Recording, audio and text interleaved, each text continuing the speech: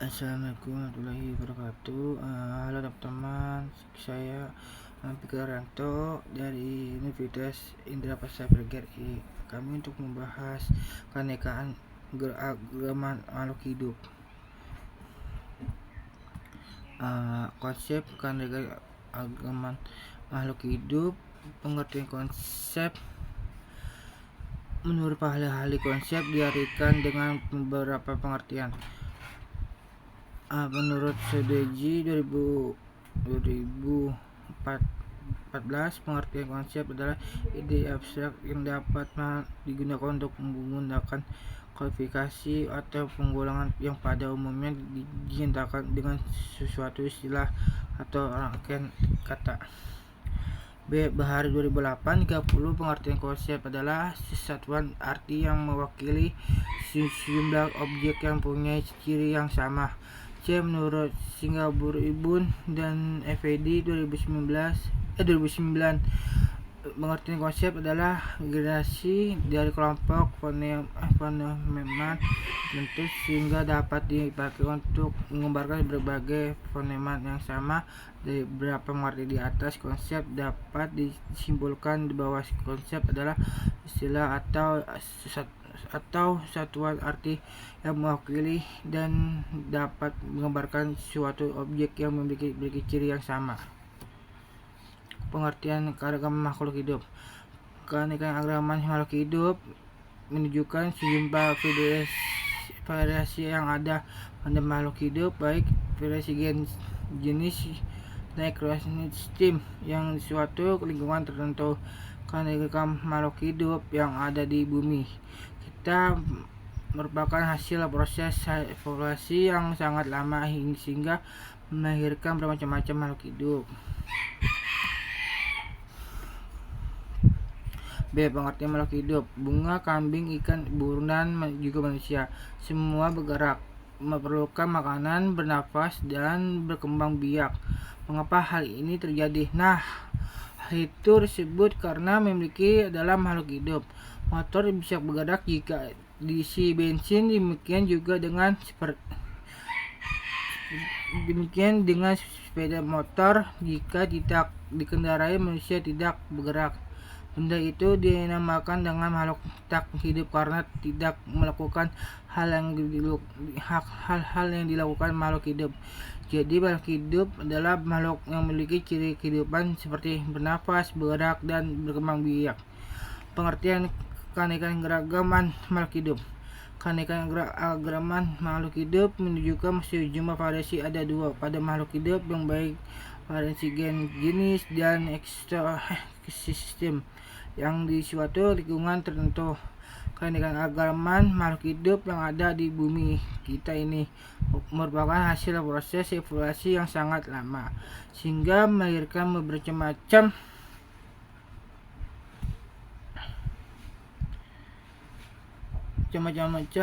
makhluk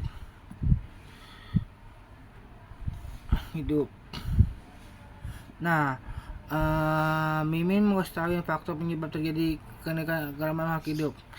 Keanekaragaman makhluk hidup di suatu wilayah tidak terlepas dari dukungan kondisi di wilayah itu ada.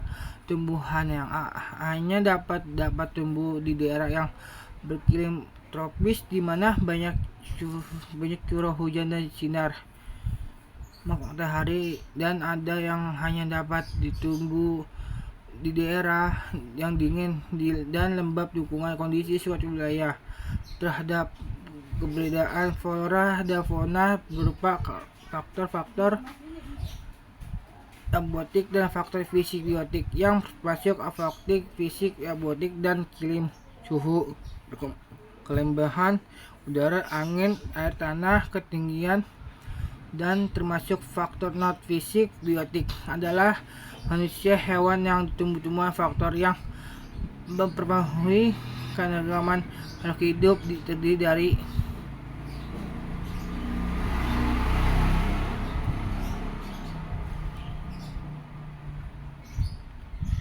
faktor biotik itu dari makhluk hidup. Faktor biotik itu memiliki faktor fisik meliputi tanah, cahaya, suhu, air, dan kelembahan.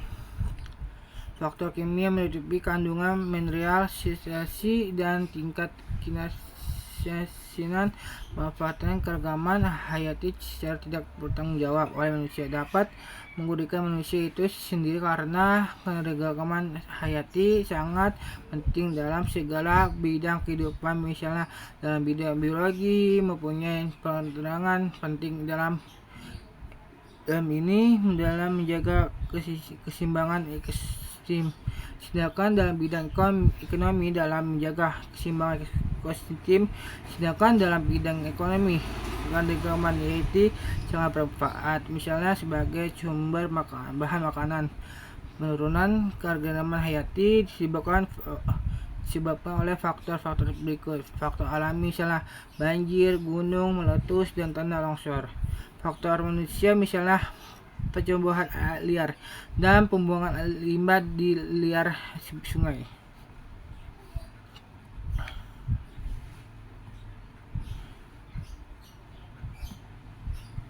Tanah organisme memerlukan tanah berfungsi sebagai tempat tumbuhannya tumbuhan serta tempat berpijak perdamaian binatang dan manusia. Dan tanah pula tumbuhan memperoleh bahan-bahan atau mineral untuk memenuhi kebutuhan hidupnya. Udara, faktor abiotik yang terkait dengan udara antara lain kelembapan udara, suhu udara, curah dan hujan. Dan kandungan udara, suhu lingkungan merupakan faktor penting dalam proses kelangsungan hidup organisme. Berapa jenis organisme mampu mengatur suhu tubuh agar proses kehidupan dalam tubuh dapat berjalan dalam normal. Jenis organisme ini disebut organisme doktrin. Umumnya pada Aphis dan Amelia. Jenis organisme lain suhu tubuhnya bergantung suhu lingkungan. Jika suhu di lingkungan terlalu dingin, organisme ini akan berjemur. Jika lalu panas, akan berteduh. Organisme semacam ini disebut organisme ostracism. Umumnya pada ikan, amfibia, dan reptilia. Udara sangat penting karena udara berfungsi sebagai sumber kehidupan karena untuk pernapasan manusia dan sebagai proses fotosintesa pada tumbuhan, dan tumbuhan ini bisa terjadi paru-paru dunia cahaya matahari. Selain sebagai sumber energi di bumi, cahaya matahari juga mempunyai peran atau fungsi, yaitu mengatur tingkah laku organisme dan organisme yang aktif di siang hari dan organisme yang aktif di malam hari. Cahaya matahari dapat menghancurkan atau melumpuhkan batu-batu sehingga mungkinkala organisme memaafkan mineral hasil pelukan bantuan tersebut.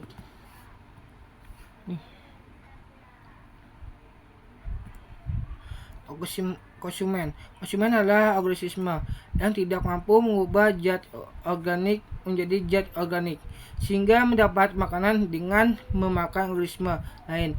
Organisme lain tersebut dapat berupa tumbuhan, hewan, atau sisa organisme memakan organisme lain disebut organisme heterotrof. Jika organisme heterotrof memakan organisme ini disebut konsumen primer atau konsumen pertama. Konsumen primer juga disebut herbivora karena memakan tumbuhan secara langsung. Dari hasil di atas menyusun suatu kesimpulan bahwa suatu tipe ekosistem tentu akan terdiri dari kombinasi organisme dan unsur. Jenis spesies merupakan suatu organisme yang dapat dikenal dari bentuk atau penampilannya dan terdiri mengumpulkan polarisasi atau gabungan individu yang mampu kawin sesama secara bebasan tetapi tidak dapat melakukan dengan jenis lain untuk menghasilkan keturunan yang menyerupai tentuan untuk kelompok individu yang tidak berbiak secara kawin. Misalnya pada kembangnya jenis Myrcatobiata,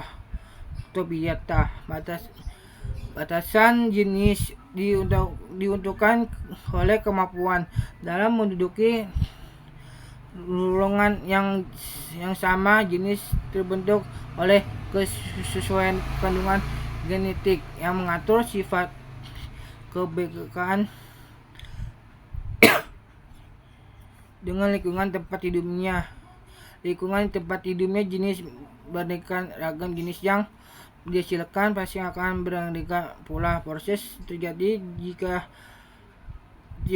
jenis pada umumnya berlangsung selama bermiliar-miliar tahun. Melalui proses evolusi telah berbentuk jutaan jenis yang berbeda. Cara proses ini berlangsung mengakibatkan adanya terkaitan antara jenis yaitu dengan jenis lainnya. Kaitan inilah disebut keterlambatan keragaman jenis. Nah,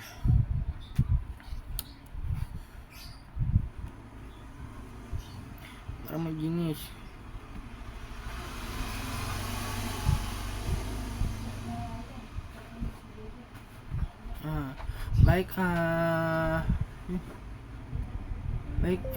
Kesimpulan dari ini